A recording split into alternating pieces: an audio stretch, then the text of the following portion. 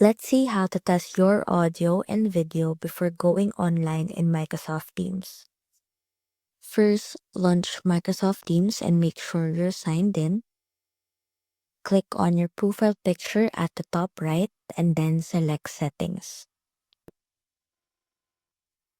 From the Settings menu, click on Devices. You'll see options for audio and video settings here. Under Audio Devices, choose your preferred microphone and speaker.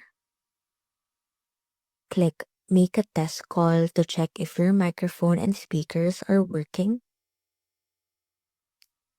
You'll hear instructions to speak, and then your voice will play back to you.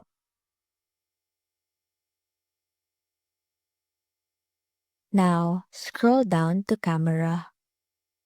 Select the camera you want to use from the drop-down. And to test your video, you'll see a preview of your video. Just adjust your lighting or background if needed. And that's how to test your audio and video before going online in Microsoft Teams. See you soon!